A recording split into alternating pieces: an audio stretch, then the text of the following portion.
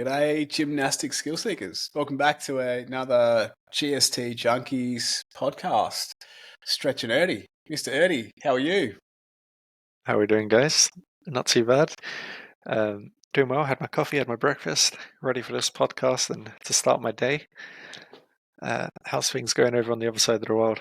That's it, mate. We're opposite time zones right now. It's evening Yeah, here. So, I've just eaten dinner and just chilling now and thought we'd jump on and do a podcast. It's been a little bit of a break between our last one, but you and I have both been busy. You're busy preparing to come back to the sunny side of the planet, mate. I am. Yeah, I think since our last call, I've booked my flights, got my visa, almost back in Australia now. Just got I think I've got a little countdown on my phone. I've got like 60 days left before I fly out. Just counting down the days. I can't believe they let you in. They must be letting anyone in these days. It's crazy. Yeah, well, you gotta have the Turkish charm. You'll be all right. You can go wherever you like. It's got to be good, mate. We get to catch up again in January, so I'm looking forward to hanging out for a few days. Hopefully, do a bit of training. We should record a podcast when we're together as well, which would be great. Yeah, we probably should do some work when we meet up. That'd be a good idea. Yeah, that's it. How's your training going, mate? How's the UK winter treating you and motivating you with training these days? Oh, not gonna lie, the UK winter's actually hit me pretty hard this time. I'm also on like quite a low calorie diet right now, or a restricted diet, let's say, and yeah, finding the motivation to train and and work as hard as usual is not quite there. But I've got to that point where I'm just in like the complacency mode. I'm like, okay, everything's okay. I'm just gonna wait until I get to Australia, and then I'll start on Monday. It's that type of mindset. Yeah.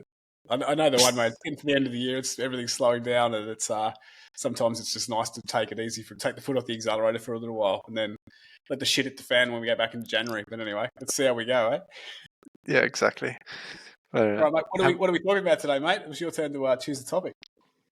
Today we are talking about quality over quantity and the sort of conundrum that comes with it, and like perfectionist mindset that sort of can come with it.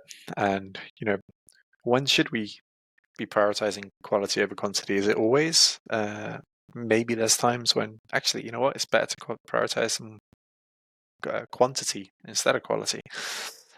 This is going to be our topic today because it's quite a big one in the gymnastic setting and the GST setting. And I think coming from such a high quality and like high watched sport from around the world, actual gymnastics and in the Olympics, there can be quite a large setting and quite a large focus around, movements have to be super good quality, and look how good their technique is, and look how beautiful it looks, because after all, it is judged on aesthetics from what we've seen. Pointed toes, locked out knees, strong posterior pelvic tilts, the hollow body, this shape. Like, we look at it and it's like, wow, it's almost a piece of art. So then when it comes to training it as adults who haven't trained it as kids, and we're just trying to get stronger, or just trying to get a bit more flexible, learn a handstand, it's very easy to compare yourself to like what you see on the screen. It's like, oh, we're doing gymnastics, so surely we should look like gymnasts. And then you start focusing on these finer details. So yeah, I thought it would be a good topic to kind of discuss, especially for our audience, because where do we stand with it? What should we focus on? It'd be good for you guys to have some ideas or some different perspectives, coming from coaches that have coached a lot of people and actually seeing, you know what, this might not be quite as important as the industry makes it out to be, or this area is a bit more important. Actually, to do this first, and then we do that next. Yeah, 100%, mate. I think it's a really good point that you make. Like, when we think about gymnastics at an Olympic level, like, it's the aesthetics that the gymnasts get marked on how everything looks. It's their routines, it's their dismounts, it's how they perform everything. So it's such a high level, like, quality really, really matters. And then from a young age, obviously, they're being drilled about that. It's all about, like you said, point the toes, PPT, open the shoulders, all the little cues that they get depending on what they're doing.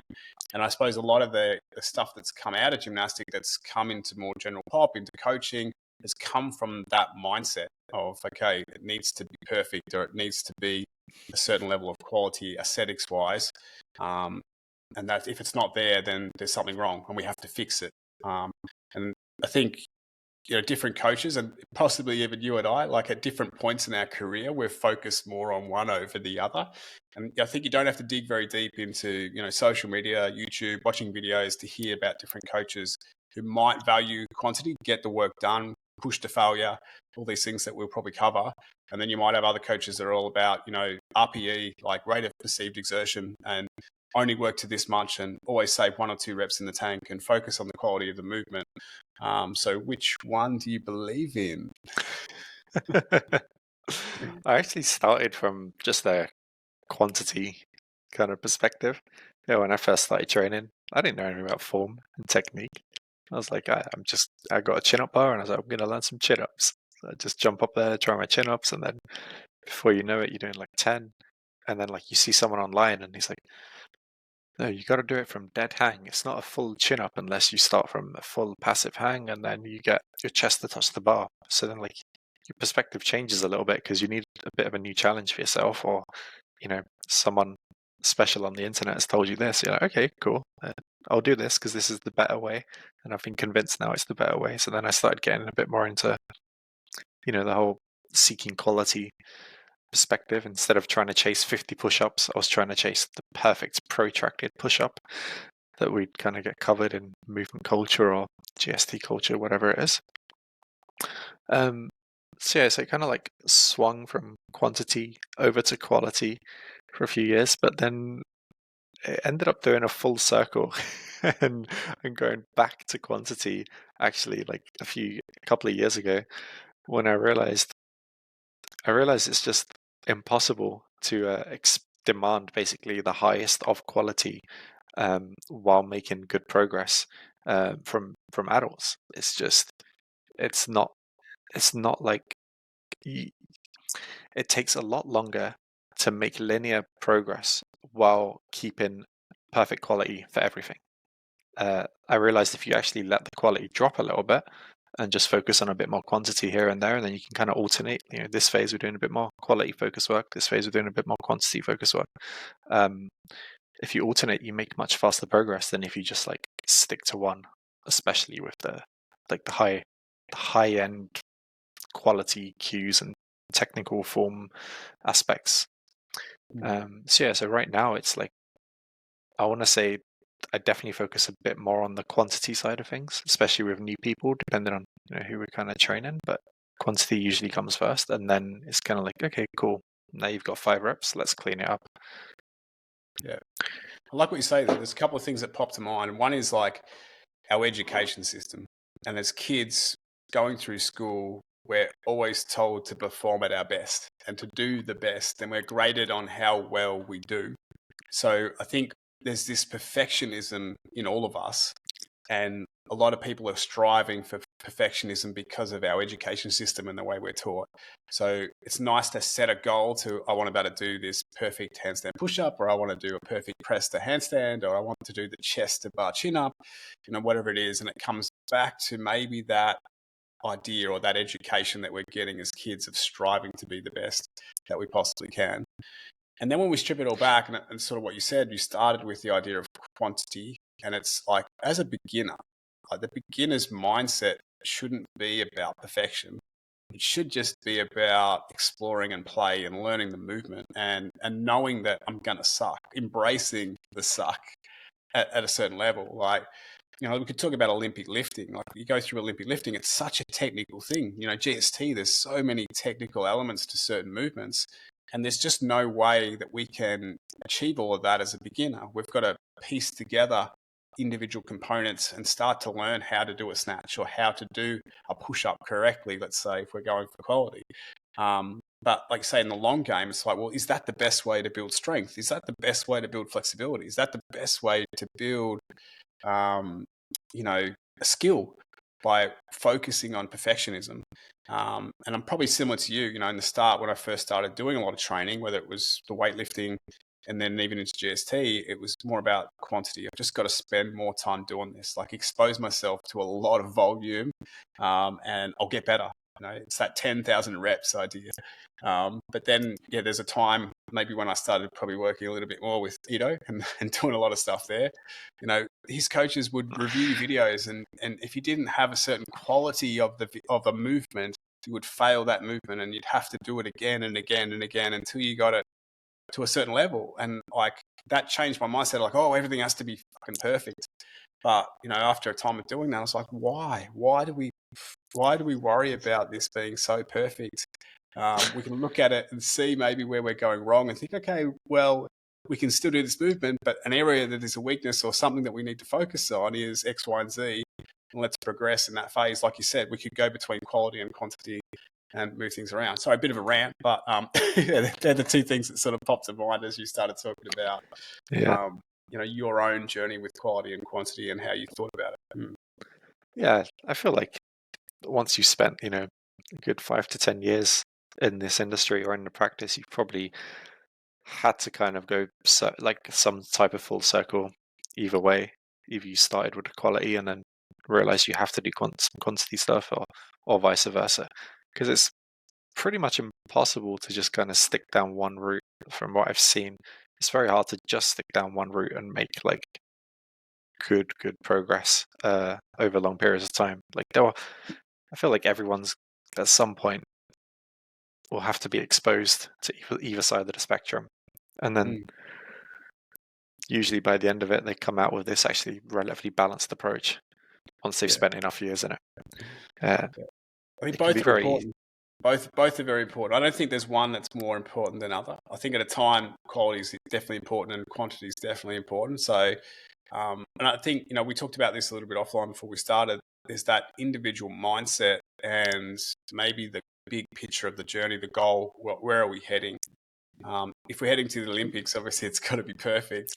But, if we're a CrossFit athlete and we're going to the games, well, quality is probably not going to be high in the aesthetic side of things because it's like reps for time. I'm racing. Obviously, they've got their own standards. Let's say push up, it's chest to floor, arms locked out. But, other than that, they can have an arch back. They can have their hands pointing in any direction they like. It doesn't really matter in that sort of context. So what is the goal? What is the individual mindset?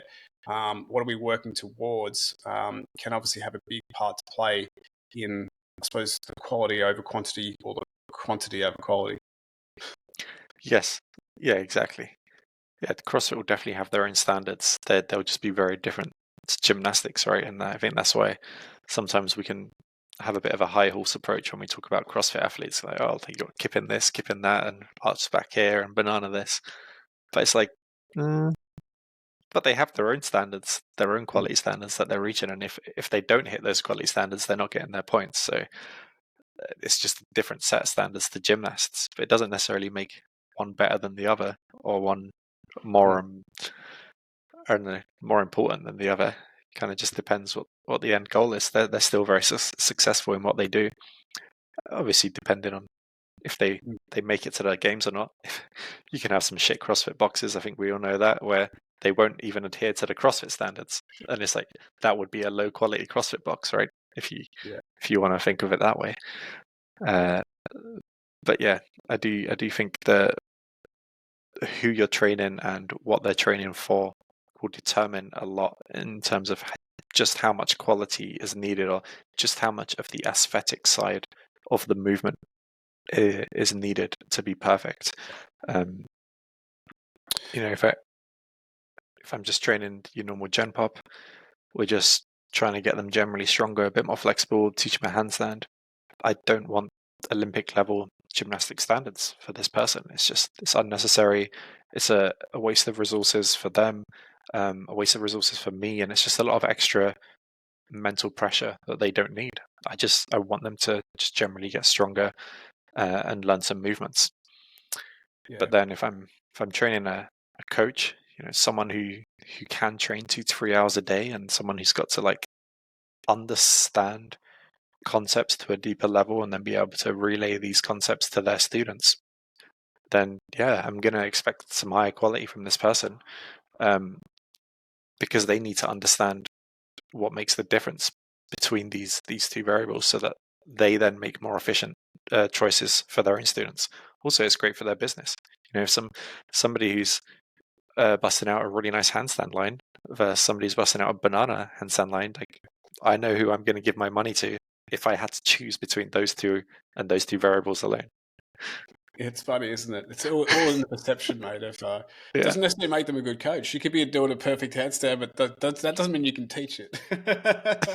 So exactly. maybe you could be wrong there. Who knows? Yeah, Yeah, it's interesting. I think, like, just circling back to CrossFit, it's it is the purpose. Like, the purpose sometimes is to move fast. And if they're doing a certain workout, the quality of the movement can drop because maybe it's about just get the volume in. I've got to do this for time.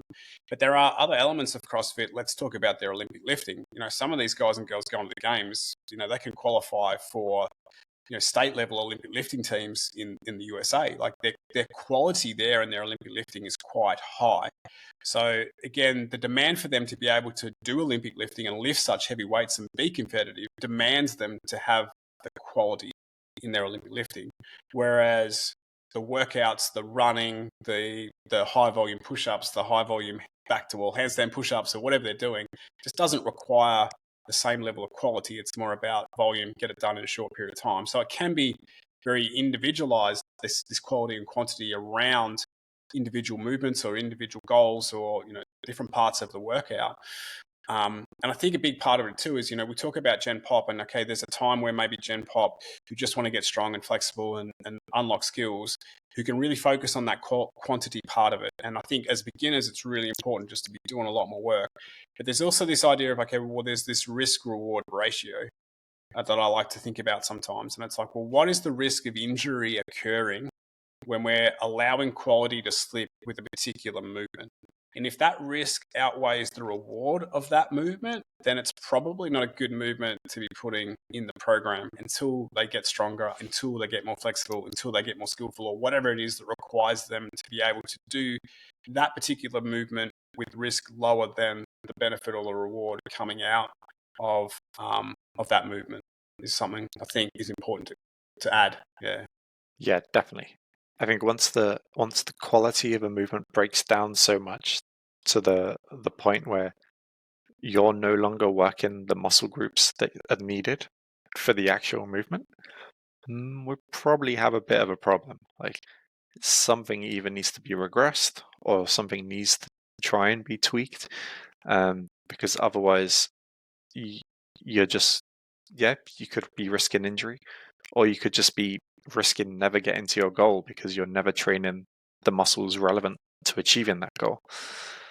I know if we look at the handstand push-up, for example, and if you're closing your shoulders too much as you're lowering down in your eccentric, you end up arching, which is okay, fair enough. But more importantly, you end up doing like an incline bench press, but maybe a bit more of a horizontal incline bench press if you manage to get enough arch into your upper back, which I've seen a lot of people do. So it's like, we're not really training the delts the way I need them to be trained. We're going to have to regress this to a certain level so we can train those delts. Otherwise, all we're doing is bench press, and your push-ups are going to get stronger, but there's probably not much of a chance of us getting a real handstand push-up. So yeah, this can definitely come into it. Other movements, I mean, we've all seen, like, deadlifts and squats with bad form. There's definitely higher risks of injury if you're loading the back in a way that you shouldn't be loading the back or don't want to be loading the back for this person or individual. Or maybe they do just have a bit more of a vulnerable low back, like myself. If I arch too much into my lower spine with a bar on my back, a lot of people might be able to handle that. My back can't. So I'm risking injury there. Maybe not everyone is, but I'm definitely risking injury. So I need to make sure that there is like an element of bracing and an element of good quality for my squats. Otherwise, I'm in trouble. Yeah. Yeah. I think the volume comes into that too. Like, maybe as a beginner, maybe they can't squat deep enough. And it's like, well, can they still do squats? And it's an individual thing. And sometimes it's hard to make that call. Like, you need to see how they move, how far off depth they are. Can we elevate the heels? Can that improve depth? Or do they need to be doing more split squats? It's very individual there. but it's like the volume of work can really expose people to more injury or more risk. So it's like, okay, in that 1 or 2 reps or in today's session, the risk might be a little bit low. But if we're doing squats or we're doing deadlifts where it's a lot of volume over a phase or a lot of volume over months or years, then that accumulation of bad quality is going to end up, like you sort of said, maybe training the wrong muscles, not strengthening the right muscles, but just exposing or increasing the chance of pain or injury, which we've sort of got to be careful of. So we can make the excuse, I think, in a way, and it's good to sometimes make the excuse. Like, let's say you get your first press to handstand, it's ugly as fuck. Like, knees are bent, things are all over the place, whatever. But that's 1 rep, and it's a starting point for improvement. Like, okay, let's work on getting better now. What are the things we need to work on? The squat, the deadlift, whatever, okay, if it's not the perfect rep, okay, it's a start. You've got this part of it down pat. Now we've got to think about how can we improve that. So even though we're doing quantity, I think there's still an element of quality where we're maybe striving to get the athlete or the person to move better to a certain point where risk becomes less than the reward, and it's not so high in that sort of case. So they go together, like this quality and quantity conundrum, as we spoke about. It's just the finer details. I can't say that there's one over the other, definitely. And it's that perspective of how you look at it, I suppose, and the individual goals where we want to get to. Yeah, I'd agree with that. I mean, press the handstand, there's not really any risk. You could have a messy press handstand all day and you'd probably be fine as long as you don't face plant. Yeah. But as soon as you've got a barbell on your back, there's probably a couple of things you definitely don't want to be doing as that barbell gets heavier. Yeah, that's another thing to think about. Like, it's like, well, under my own body weight, like, how's that risk of injury? Like, is it high? And maybe it is for someone who's quite weak. But if you've got a certain level of strength and you're throwing your body weight around, maybe the risk is a lot lower, and you can deal with that. But then when we start to add external loads and when we start to chase weight, eventually there's a break point. Like, we're not infinitely, strength is not linear. We're not just always going to be able to put more weight on the bar. And there's always going to be that breaking point. And I think that moves nicely into the concept or the idea about, like, should we train to failure? And, there are some coaches who will think that, we can talk about the Bulgarian method where it was just survival of the fittest. It's just like we train someone until they break. And if they break, they're off. And it's like, who survives this high volume, high intensity, crazy amount of work? But then there's other coaches that'll be like, okay, we're not going to train to failure. We're going to always stop shy of failure. What are your thoughts around training to failure, and how do you talk about that, with your clients, Erdi? Yeah, train to failure is an interesting one because I have like a couple of clients at the moment where they will have 3 sets of max or 2 sets of max. Basically, I want them to go to failure on certain movements, but generally speaking, it's not a new movement for them. It's something that they've already refined, something they've done for many years or they've done for many reps, and they're comfortable enough with this movement to just keep pushing until they can't do it anymore. And then I'll have some clients where I'll never really touch failure, not at the moment anyway, maybe later. I need them to exert themselves. I need them to maybe get close-ish to it or get to a point where form does start breaking down, and maybe I'll explain that to them. But I will never tell them to basically go until they can't do anymore. I think training to failure. Just on that, when you program max, like, as a coach, what's your intention behind that? What are you hoping to achieve with the client? I mean, if you want to define a movement, let's say it's max whatever. Yeah. And talk about that. Go for it. But like, when you program max, what's behind the intention there? Yeah. Usually, if I program max, I'm just trying to get them swole. Like, it's that simple.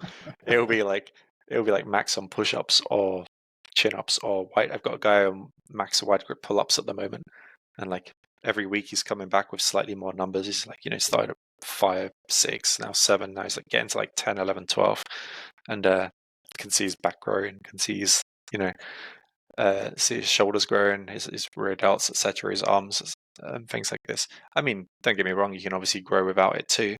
But for me, it's like one of the main reasons for max is hypertrophy, and also I want to see numbers going up, and I want them to know, like, to kind of know that. But it will always be at like the end of a session. It's like, oh, you'll go to max. make them burn out on that, finish the session strong, and then they'll feel good. Also works well with people who respond mentally well to having a good pumpy session, if that makes sense. Like I'm one of these people, for example. I know if I can't do many, but if I do like one set to max to like finish my session, I know I'm going to feel good the rest of the day. So that's it's one of the another incentive to hit and max. Yeah, yeah.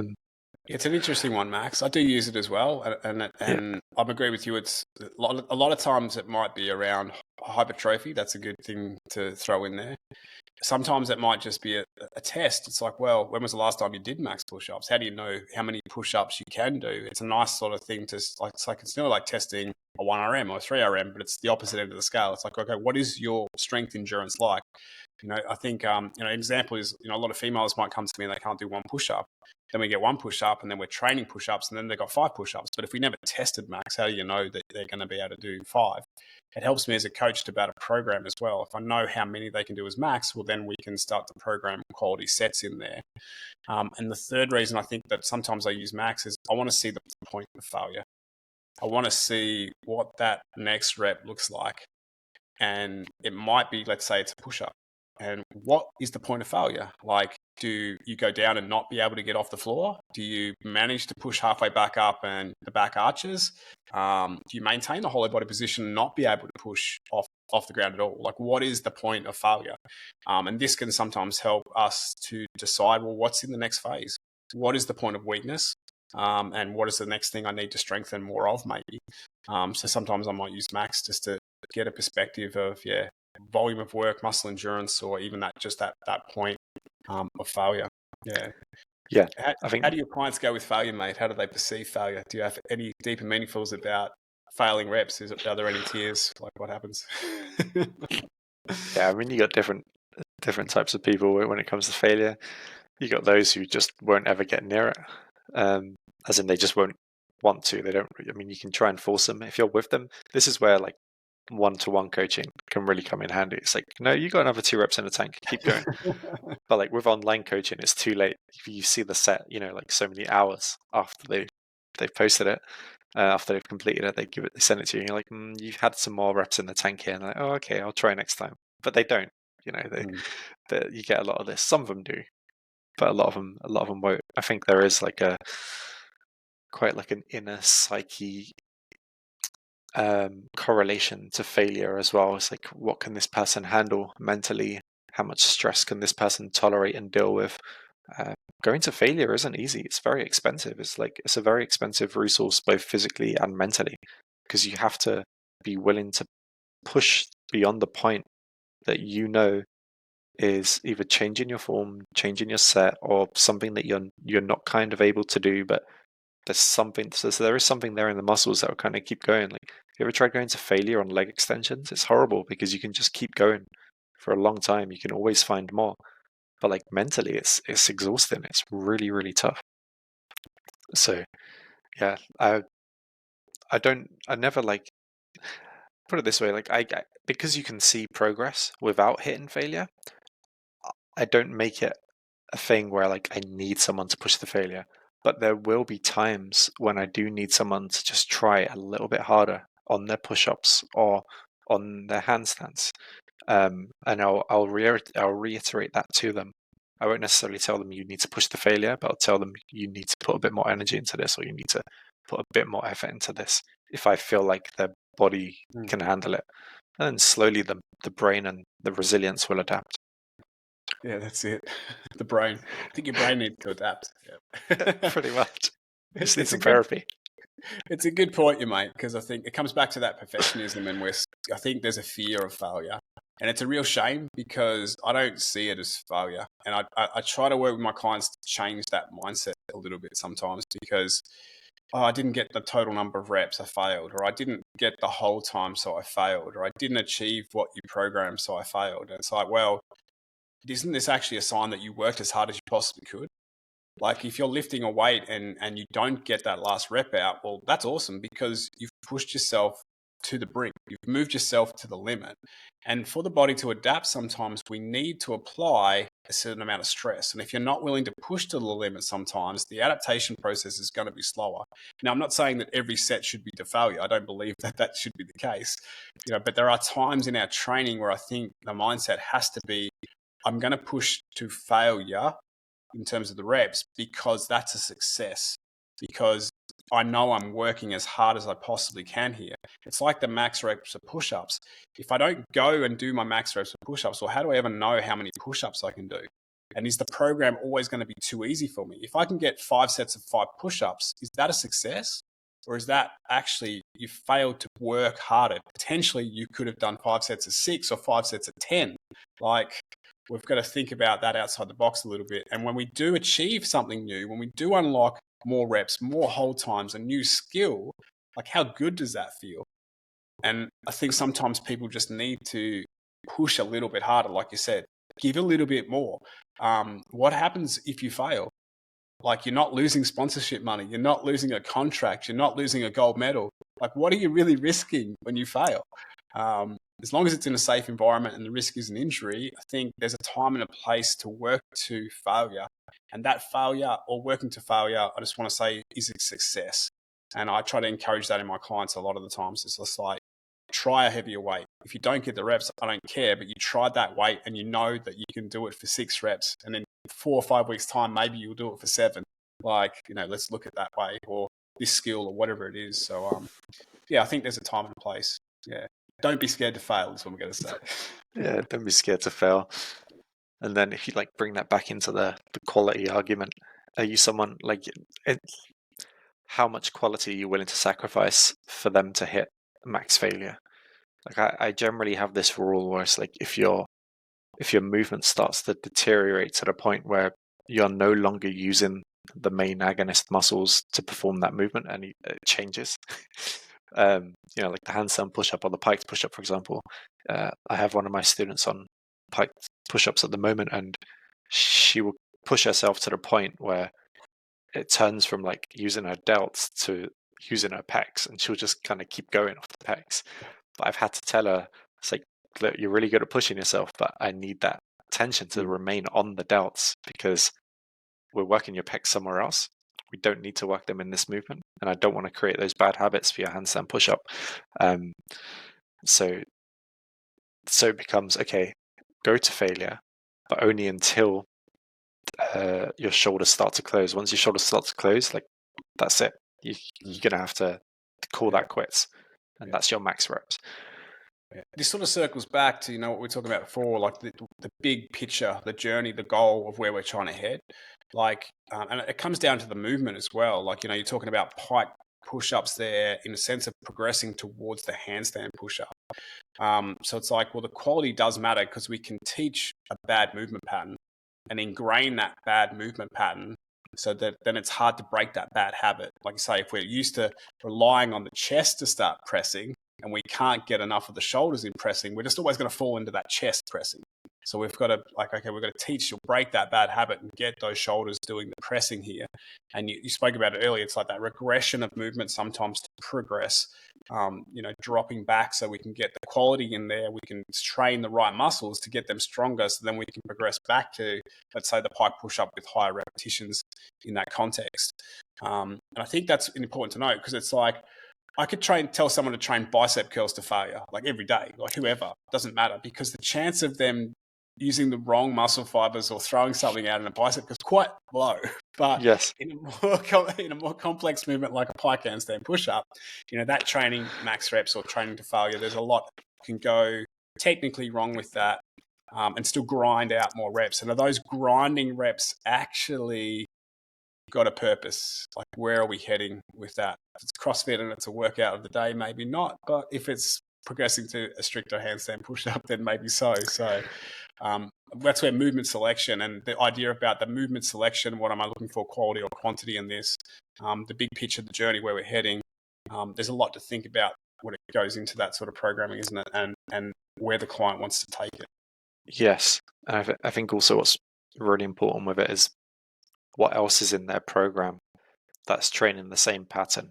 if they have anything. So for example, if like their A1, so their first exercise for the handstand push-up, they're hitting a point where the form breaks down and it starts moving onto the chest, I think it's a no-go. Because I generally need the A1 to be a lot closer to the main movement pathway that I'm trying to train. So let's say that A1 is eccentrics instead, like handstand push-up eccentrics. They're performing them really well, great. Then I might give them a bit more leeway in their Bs or their Cs for things to break down a bit. Whatever, go through the nitty-gritty, go through the hard push, go through the failure if you want to, and let the form break down a bit if you need to. Because I know that your body's getting the stimulus it needs in a different exercise. But if that's not the case, they just have like maybe I've putting them onto like maintenance, or maybe they're just having lower volume on a certain skill for whatever reason this phase. They've only got one exercise for this specific skill because I just need it to be in there somewhere. I'm going to need it to be a good enough quality so that they can maintain that pathway or that type of motor control or conditioning for the movement, because they don't have anywhere else that they're training it for a strict enough pathway. So it's obviously like a case of fatigue too. Like our A1, we're fresh. Maybe we've done a warm-up, but we're ready to go. We're quite fresh. The nervous system hasn't been taxed. The muscular system hasn't been taxed. That's where the quality work really has to happen at the start of the session. And as we go through that session, we are going to fatigue. So we can go from high quality A's to, obviously we're trying to get simpler as the program goes along. So the level of the athlete here really matters. And then the nervous system is going to be taxed. So the most neurologically demanding exercise needs to be at the start of the session. And as we progress through that, we want to be moving away from that neurological drive, probably more towards a hypertrophy end of the session, or higher volume or simpler movements, something that's going to be easier, less chance of injury, work where athletes can go to failure or push out quantity over quality. But ideally, if the quality is a big focus, that's got to be at the start of the session where we're fresh. I think that's a great point to make there, Erdi, about that. And like you say, there is that fatigue kicking in, and as we go on, we might be able to accept more drops in quality because we're just trying to smash maybe more motor muscle units and we're trying to increase hypertrophy, and that's the nature of the game sometimes. Yeah, exactly. Just push through it, get it done. Like, I know you've done your important work earlier. I know you can execute the movement if we need to on demand. So at this point, just trash yourself. Yeah. It's interesting because I think strength is a really good thing with that. Like when we talk strength, like, your ability to output force is a combination of the neural drive and the cross section of the muscle. So we can increase neural drive working on a lot of the quality stuff early in the session, and then we can increase the cross section of the muscle with more hypertrophy stuff, the volume. If you're not willing to put in the volume, the quantity of work, well, then you're going to struggle to build your strength because the cross section of the muscle is not going to be high. If you don't want to focus on the quality of work, then the nervous system work that you do is not going to be as great as well. So the equation of strength is we need both. We need to have the quality of movement. A lot of movements, like the handstand push-up, yeah, okay, we can do that arch back handstand push-up like you talked about before, the banana one, using more of our chest or whatever. But I'm going to argue that that's costing more energy than a tight, perfect rep handstand push-up. Like once you've built the ability to be able to do a strict handstand push-up with tighter form, I reckon you're going to progress a lot faster in terms of the volume of reps you can get out and the strength gains than if you kept trying to do that banana rep push-up. Now, that could just be my opinion, but I think, there's a lot of movements we can talk about in gymnastics where once you've got the quality there, it's actually more energy efficient when the quality is high, and it can be more energy taxing when the quality is low. But you might not have the strength to do the high quality, but you've got the capacity to be able to do, that exercise. Agree or disagree? But that's my chain of thinking around that. Yeah, I probably disagree on that one. it's funny because like an instance I can quote about this is we can look at one of the best ever CrossFit athletes in Rich Froning. Now, this guy, I wouldn't call him the strongest guy in the field. I wouldn't even call him the fittest guy in the field. But if you watch how he moves, he's the most efficient guy in the field when he used to compete. So what would save him a lot of times is his engine, his ability to keep going where others would break down. And it came down to some of his efficiency. One of the best things I think he's got is like his thrusters. He's got this technique and this form that he uses in his thrusters that saves him energy. And when he's doing that amount of work, it just, over the long haul, it just gives him the better average. And that's maybe a different perspective, but an idea where I think if you're doing quality work, the average of your reps, the average of what you're doing is going to be higher, and it's going to save you energy or efficiency in the long run. I think the average will definitely be higher, but I don't know if it'll save energy. I think it's quite expensive to go for perfect quality. Basically, I think quality and efficiency aren't the same thing. Efficiency is generally being able to save enough energy so you can go for longer. I know right now if I let my back arch in push-ups, I will go for longer than if I have a flat back. Yes, yeah. If that makes sense, right? But the flat back one is going to look nicer, but it won't be as many reps. It's kind of that simple. What lets you down there though? If you're trying to maintain that tight hollow body position and you're going for push-ups, is that upper body strength that lets you down there, or is it I don't have the core strength and then I start to lose the form in the push-up there? Like, what's the key? It'll be a slight combination of both, but probably more so the upper body strength. As soon as you start to arch, you turn it into like a little bit more of a decline chest press, which is always a lot stronger than like a complete flat chest press, basically. Yeah. But then you take that forward into let's say we're going to a planche push-up, which maybe could be a progression. This is going a long way around, but if you've done quality push-ups, then the chance of doing a planche push-up is much higher than if you've done the archback push-ups. Oh, yeah. So the chance of progression is easier, of course, because you've had to get stronger to do the higher quality movement. Yes. But so if we're talking about like efficiency for progress, then this is a different argument. If we're talking about efficiency for max reps, then it's. But there's a point where like we could add load. We could say, okay, now we're going to do push-ups with load. If you do an arch back push-up and I put weights on your back, are you going to be able to push a heavier weight than if you do hollow back push-ups and I put weight on your back? Which one's going to be stronger? It'll probably be hollowing out a little bit. I want to see this. Yeah. It's just easier to push if you're arched a little bit. It just is. Based on being able to use the slightly different planes of the pec. Maybe if you start worming, mate, and getting the ripple going, you'll be right. Yeah, just do the caterpillar push-ups. I think in the I'm just saying, I think in the long run, we could talk about thrusters, or we could talk about push press, or we could talk about pull-ups. I think if the goal is to get stronger with those movements, then the quality of the movement there is potentially going to drive strength higher. It's going to be harder initially, and maybe you can't do the volume of work as you could with shitty reps on a light weight, like quality in terms of reps. I'm getting quantity, but obviously the weight has to be lighter. But in the big picture of things, if I want to progress that movement and get strong, there's got to be a certain element of quality of movement in there. Like we talked about. Yeah, where you go. Yeah, I think if you want to progress the movement based on GST principles and based on how GST progressions work in terms of you're doing the push-up so you can progress to planche push-up. So you can sort of progress to piked push-ups and then to feet elevated pike, all the way to handstand, and then from handstand push-up to 90-degree push-up.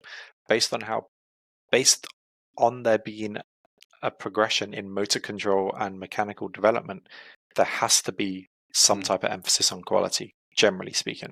It might not need to be perfect. I think some people can still really overdo it. Like I have this story I want to talk about where a guy was telling me that for my push-ups and my piked push-ups, I need like to keep my scapula perfectly protracted and my serratus anterior like super engaged for these reps for me to ever be able to do a handstand push-up. And then I spoke to my coach and he was like, this is bullshit. He's like, just look at this video.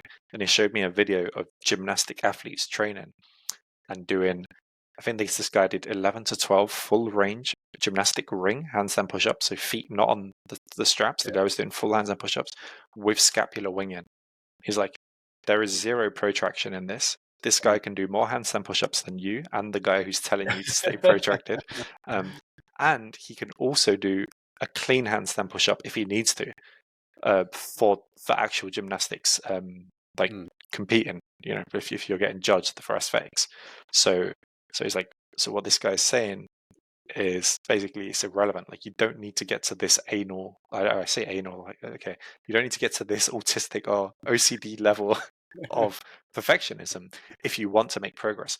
But you do need to have some level of movement efficiency for you to keep making progress. Like, you can't just keep doing it with this hollow back or arched back and flared chest, because it's not going to get you to the last stage or the later stages of that movement progression. So I do think there's like a bit of both in there, and it's like, to what level of quality are we kind of chasing? Because I've heard like some people get really into it and really in depth with the details. It's like, it's probably not relevant. Yeah, I think, like I said before, it comes back to the individual where they want to get to. Like, some people just want to be able to stand on their hands and do a handstand. And does the line need to be perfect? No, it doesn't. Some people just want to do a press to handstand. Do the legs need to be perfect straight? Does the core compression need to be fantastic? Do they not need to planche lean? We can pick on so many elements. It's easy to pick on someone and say, mate, your shoulders aren't protracted in your handstand push-up. You suck. But what's the story behind that athlete? Where have they come from? Where are they going to? What's the goal? What's the big picture? I don't think we have to have that perfectionism there sometimes. It's just like being able to enjoy the journey, being able to unlock new skills, being able to see progress in our strength, whether that's more reps, whether that's more weight, whatever it is. And that can come from quality or quantity. I think that's definitely important. Just to circle back on the failure conversation we're having, I know a lot of coaches who use RPE, so rate of perceived exertion. What are your thoughts around RPE? Have you used RPE? I'm interested to hear that. I think it definitely works. I used to work in a pure gym where there were some like upcoming powerlifters in there. Some of them were staff members and some of them were just members, but they'd all train together. And I was looking at their programs because one of them was a powerlifting coach as well, and he would use RPE in a lot of the programming. And this same guy went on to being like in the UK top 3 powerlifters. So I would never say RPE never works. It doesn't work. This is the thing. I know it works. Like, you've got professional powerlifters using it in their programming, but it's not something that I use per se, or something that it's not even that I don't agree with it. I don't think it's as useful for my environment, for the type of people that I train and for the goals that they're working with. I think RPE is quite an expensive, again, mental resource, like energy wise, to like try and have to figure out your RPE for each exercise, each session. Can get quite a lot when you're also working on things like tempo. If you're doing tempo, it's the thing, some people that do RPE might not use tempo, so you have to kind of like pick your battles. You're working on technique, so like the technical elements of some of the gymnastic movements. You're working on some flexibility stuff, some hand balancing stuff. Like, basically, a lot of my students are already working on so many things that there's a lot for them to consider. That for me to throw RPE into the recipe, it's just like another variable or layer that I don't think that they need. For me, it's like I give them a target for the end of the phase. So I say, okay, if you're lifting this much weight, X amount of weight right now, in 6 weeks' time, I expect you to be lifting roughly this much for this many reps and sets. So that gives them like a bit of a mental target and goal for them to reach towards. Whereas I think RPE is a bit more micromanagement. For each session, it's like, okay, this session you need 80% RPE, this session you're looking at 8 out of 10 RPE, this session you're looking at like 8.5 to 9, and then it's like every week it kind of changes. For me, it's too much micromanagement because they've already got too many things to consider. Yeah, 100%. Yeah, I've used RPE before. Like, when I used to own the CrossFit gym, I'd use RPE. mainly in like the workouts where we do interval based workouts. So it might be, okay, we're going to do 5 deadlifts, we're going to do 10 box jumps, and we're going to row 15 calories, and then we're going to rest 2 minutes, and we're going to repeat that. And I want you to work at an RPE of 8 because I want you, which is like 80%, let's say, I want you to be able to keep the times of each interval as close as you possibly can. Whereas if they go out at 100%, they fatigue themselves early in the first few intervals, and then the last few intervals, their times just blow out. So it's like teaching them to move well or teaching them to slow down so that they can be consistent across the intervals. So that could sometimes help with that sort of workout. Also, I think like when we're doing weights, like a lot of times when I might program weights, if an athlete knows their 1RM or 3RM or whatever percentage, then we can use percentages. So it might be like 80% of that, 90% of that, 95% of that. And we can be programming RPE by using percentages where the coach is dictating, okay, these are the weights I want you to lift. Not every set is going to be 100%. I want you to, grease the groove. I want you to focus on the quality of the movement at a lighter weight, which is what a lot of powerlifters do. They don't go around lifting 1RM every day they step into the gym. Like they're trying to peak for their competitions, and a lot of what they do is at a lower RPE or a lower percentage. A lot of what Olympic weightlifters do for most of the year, they're training 60-65% of their 1RMs because they can still build strength and speed and power at these lighter weights. And again, they don't want to risk injury, or they don't want to tax their nervous system so highly that they can't get the volume of work in that they need to be able to compete at such a high level. So I think there's time and place with that. And one of the things I think with the gymnastic stuff is, how do you compare a handstand push-up to a pike push-up? What percentage of RPE is that? And what is a pike push-up percentage RPE to push-up percentage RPE? It's a little bit harder to sort of go the correlation between a lot of different movements sometimes. And I think that can sometimes get lost, but we can program like reps. So if you've got this client who's doing 5 pike push-ups, and let's say maybe her last rep on each one is this banana chest one, you can drop it back in the next phase. Let's say you've got to do on 5 sets of 5, next phase you might do 7 sets of 2. Or it could be 7 sets of 3, because you know that she can do quality reps lower, and you sneak volume in by this. So you're forcing her to do a lesser RPE because of the reps. So I think there's definitely ways to work around it. I do see it. Like sometimes there are coaches in calisthenics who'll go, okay, we're going to do chin-ups and I want you to leave 2 reps in the bag. So you're doing, nearly max chin-ups, but it's like saving it. Don't go to complete failure. And they're talking about the quality of movement. If we go to complete failure, we might start to twist or turn or lose the quality of shape, or in the pike push-up, the same sort of deal. So I do see its place, and some coaches do like to use it, but yeah, I'm not a huge RPE user myself either. Yeah. To be fair, reps in reserve I do use for a couple of people, and it's for the ones that struggle to not go to failure. Like I've got like a few guys now, where they will just push themselves to failure almost every set. And I noticed it on their earlier phases. So I'm like, I don't want you to keep doing this. You're not an athlete and you can't afford to do it. And also, I just need you to leave some extra energy for other work. So I started putting the notes, leave 1 or 2 reps in the tank, or leave 2 or 3 reps in the tank, depending on what it was. And they did. And they made faster progress. So bull in a china shop, mate. Yeah, exactly. And it's quite hard to find, people that are willing to push themselves that hard. Mostly Eastern Europeans, actually. But when you do, Bulgarian method, mate. There it is. Yeah, exactly. Maybe it's their education system over there. I don't know, but they're great. They're really good at like sticking to the program, just getting the reps in, just pushing themselves hard. But yeah, when you see it, you have to pick up on it and you have to deal with it, because otherwise they're constantly burnt out and they don't realize it. If they don't feel 100% for their session, it makes no difference to them. They'll just, like, in their heads, it's like, stop being a pussy. I'm just going to go and work out. I'm going to do the thing. But some people, if they don't feel 100% for the session, they're like, I'm going to take it a little bit easier, or I might skip today's session. So it's like you got, again, like the two extremes. I obviously much prefer the person who just turns up disciplined, doesn't care about how they feel, but then I need to make sure that their program facilitates for that mindset, if that makes sense. So I will make sure I tell them, leave a rep or 2 in the tank, and then maybe I'll give them 1 set. On the last set, go all out, because I know they love it. Yeah.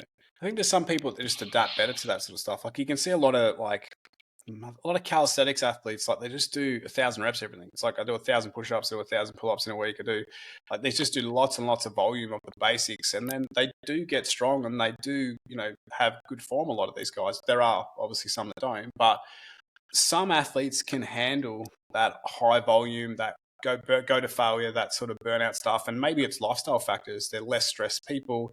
They've got more calories in their diet, maybe less stress at work, no relationship stress, no family stress. Who knows what's going on outside of that picture? Whereas other people that definitely can't handle that working to failure or such high quantities of work.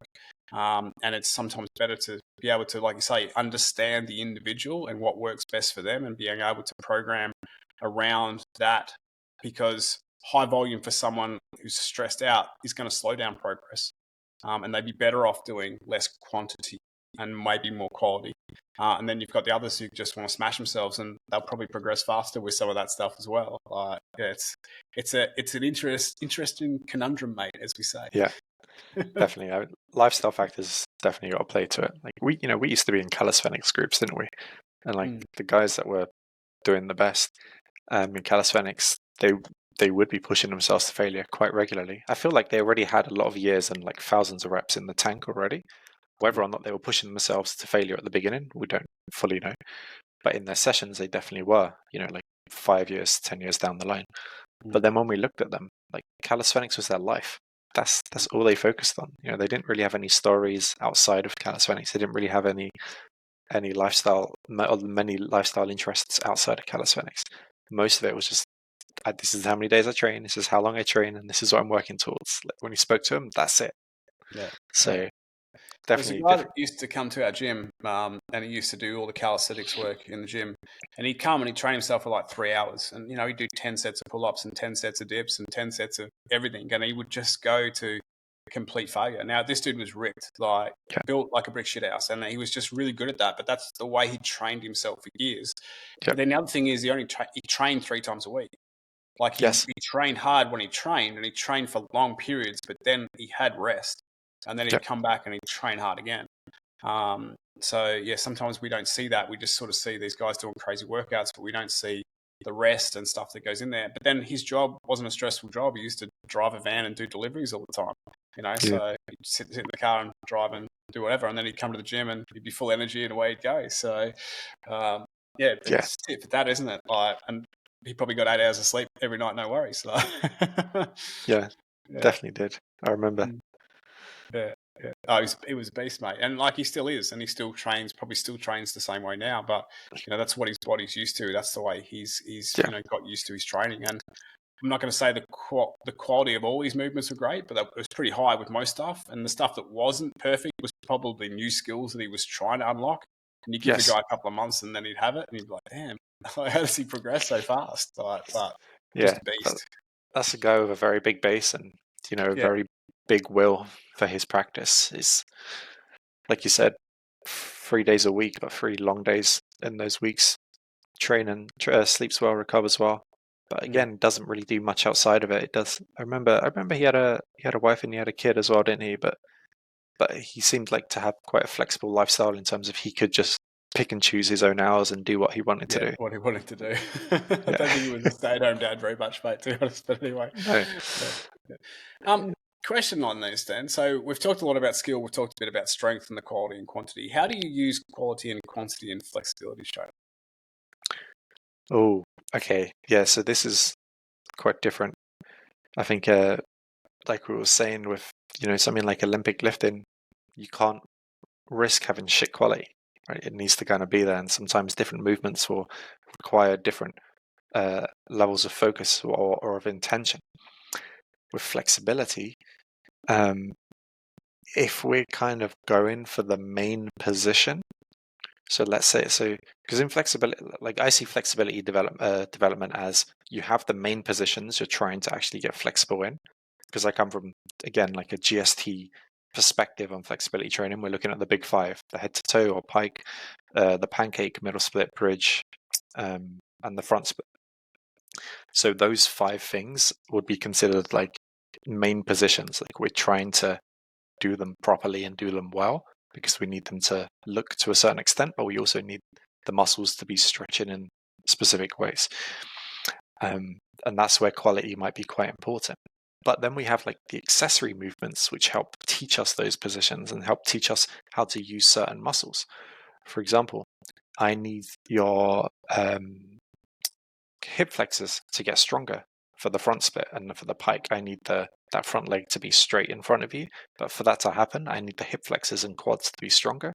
So we're going to be doing some front scales, basically like standing, lifting the leg up, pulling it back down, up, down, or maybe doing like knee raises with a kettlebell on your foot. I never actually gave you this drill, but something I've been using recently is like a weighted hip flexor raise. There might be times when I don't mind about the quality dropping, because I just need you to trash those hip flexors.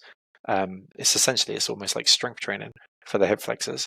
But then after that exercise, I expect a good quality Jefferson curl. I expect you to do a good quality movement here, the way you're focusing on the stretch in the right place, and you're focusing on spinal articulation and the hips roll in as you get lower into the Jefferson curl, because I need the stretch to be in the right areas so you can kind of get a bit more flexible there. I think it kind of comes down to like if there's a certain area that you're trying to stretch or a certain pose you're trying to recreate physically, you need the quality to be quite high. But if there's a muscle that you're trying to get stronger, specifically agonists, like through shortening that muscle, then you can probably afford a bit more of the quantity over quality perspective. I mean, obviously, a big part of flexibility training, we talk about the agonist, antagonist, and we talk about strengthening the opposite muscles, like obviously to pull us into certain stretches. So like the strength ideas or mentality we've talked around quality and quantity probably apply for that. But yeah, there is that idea of like holding long stretches and static stretches, or the quality of the stretch. And I think a part of it, like, and it really comes down like education, like educating the body how to set up for the big five. I like to add big six because I think the German hang should be in there, but that could be a talk about something for another time. But anyway, I think like there's a lot of education about teaching the body what that right position is. And we talk a lot about sensation, how that feels. And I think like when quality maybe lacks in a lot of the big five, it actually comes back to not understanding or not being able to get into the right position or the right shape. And let's say that could be to do with hip internal rotation or hip external rotation, or it could be the tight hip flexors or the weak hip flexors. And there's all these little elements, or you said accessory work that we're going to work to help us get into the big five.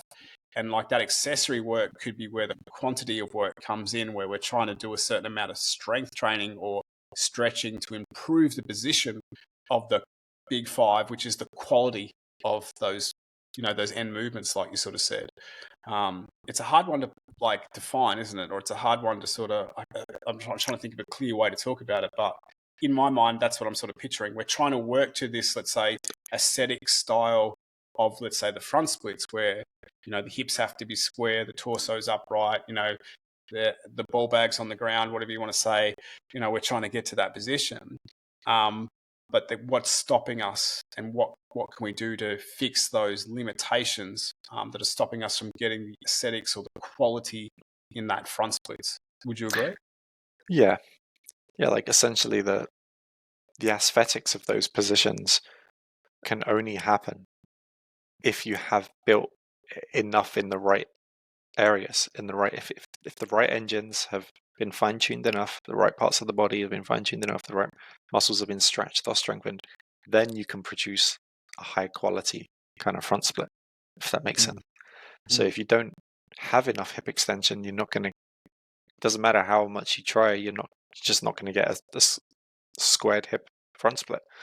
If you don't have enough hip flexion on the front leg, you won't get a very well squared hip front split.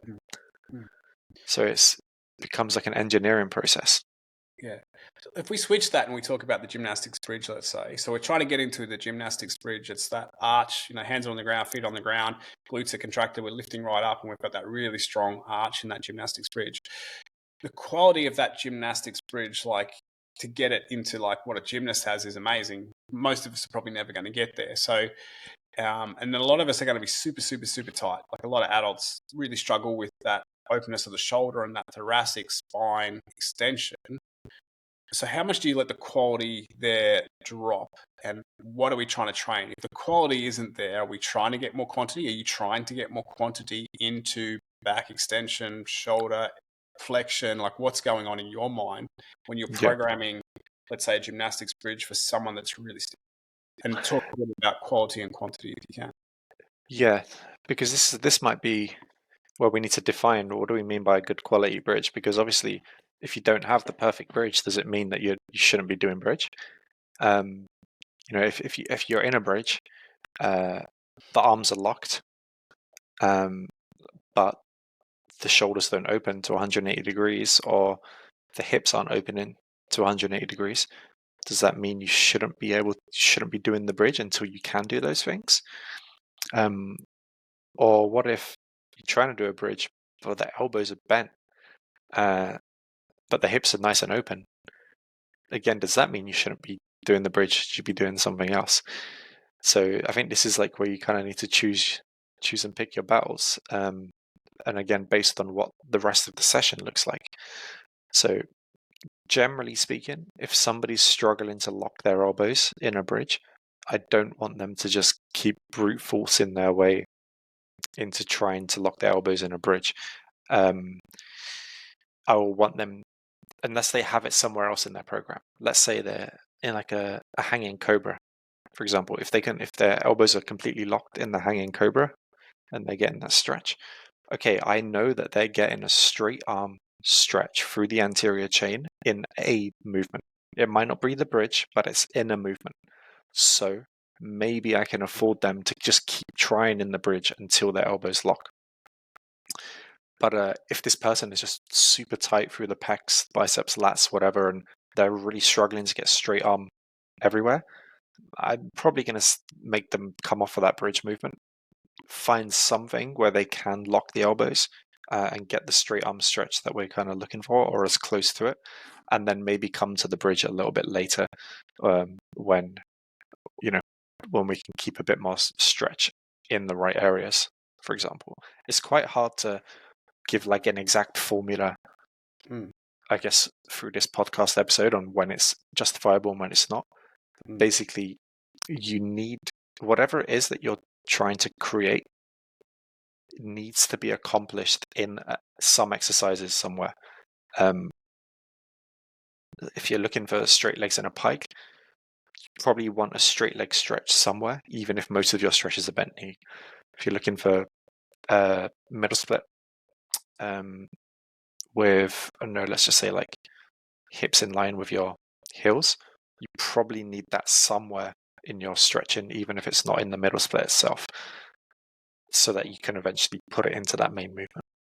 Yeah, no, it's nice, man. I think you clarified that quite well. I think we can use the movement, the big five, the gymnastics bridge, as an assessment to see like where the client is currently at, and then making a call on that position.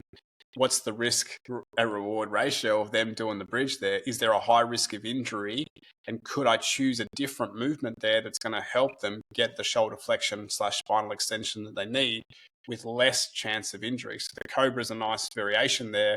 It's probably going to be a lot less risk in terms of getting injured than forcing them to do, long holds in the bridge or bridge push-ups or whatever else is there that might not help them progress there. The risk is high, the chance of injury is high, the reward is not as beneficial as hanging out in the Cobra position.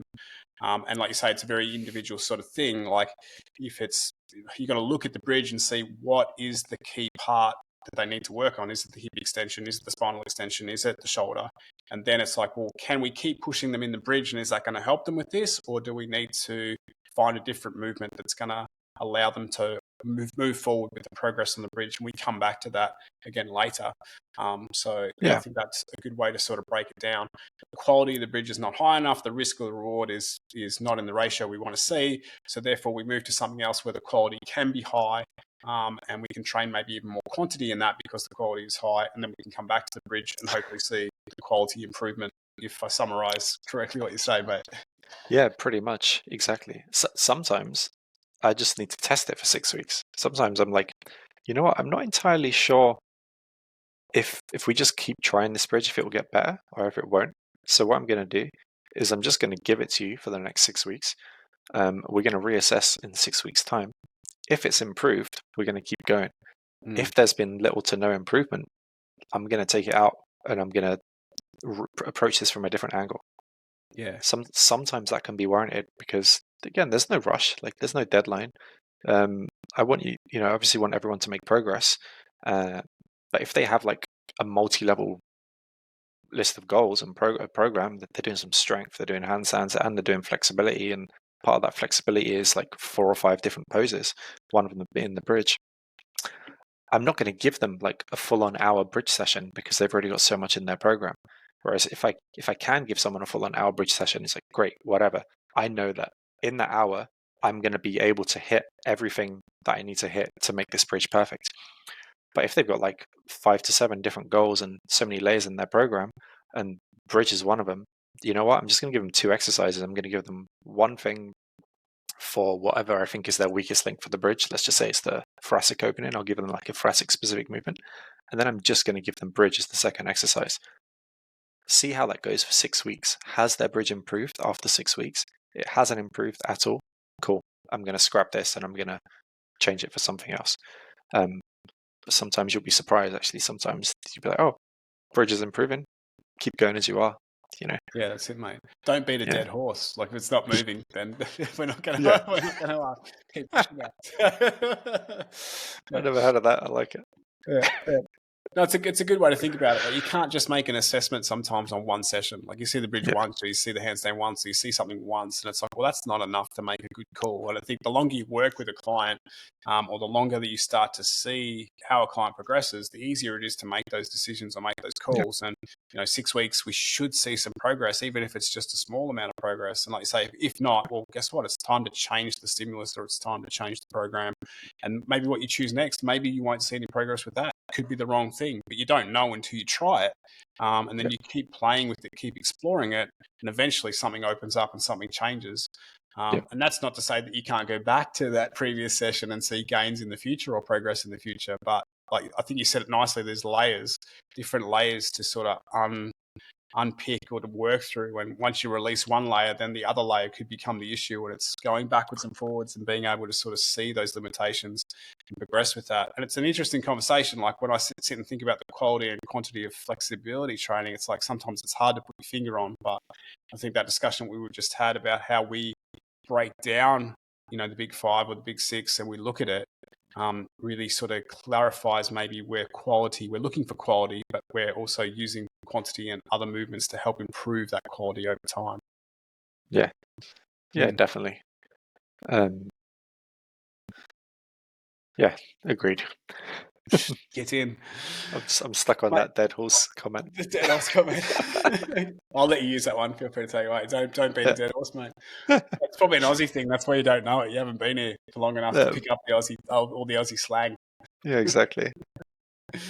We will train you, mate. Kangaroo. Don't worry. You'll be here for your working holiday, and in a few months you'll have it all down pat. Yeah, I need a little Aussie guidebook for slang terms. Slang book. How to speak Aussie. Yeah.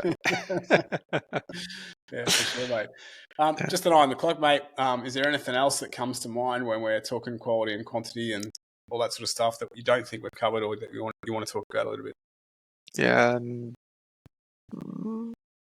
Just keep in mind that quality is usually more of an expression than it is like something you can do on demand.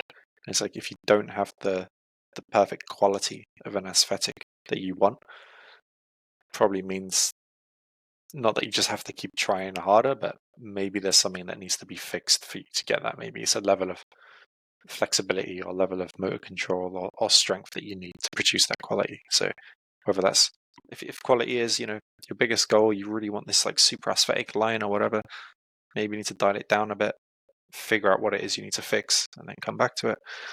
But also don't let it get in the way of you getting stronger. Like keep trying to get stronger, keep trying to progress either your reps or your weights as you move forward in your training, and you can find a healthy balance of both. Like it doesn't have to be one or the other. Yeah, no, yeah, I agree. I don't think it is one or the other. I think it's both. And there's a time for quality and there's a time for quantity. And if your quality isn't working to the level where you want it, then maybe you need to regress and do more quantity, or regress and focus on the quality of the regression until you can build up quality quantity, like both, and then maybe go back to it. But yeah, I think there's a lot in it. I don't think there is one or the other. So I think if you've got particular coach or a particular person like you had picking on you for your handstand push-ups or whatever, saying that, you need this quality, then I think there's an argument that maybe you need some quantity and regress movements. And there's not one that's right. I think there is that idea of we need both in our training. There is a time and a place for both quantity and quality in everything. I think in gymnastics, in Olympic lifting, in fitness, in all walks of training, I believe. And I think it goes across even more training. Like you could talk about business. I think we talked about this before. Sometimes in your business, it's just about you have to do the work. You've got to step in and you've got to actually do the work again and again. 10,000 reps. Get good at writing if you want to be a good writer. Get good at playing music if you want to play music. Get good at writing programs. Get good at doing whatever it is you want to do. Sometimes it's just like you've got to do 10,000 reps, do the work. So yeah. All around. Exactly. Mr. Erdi, what else is happening in your world in the next couple of months besides Christmas, obviously?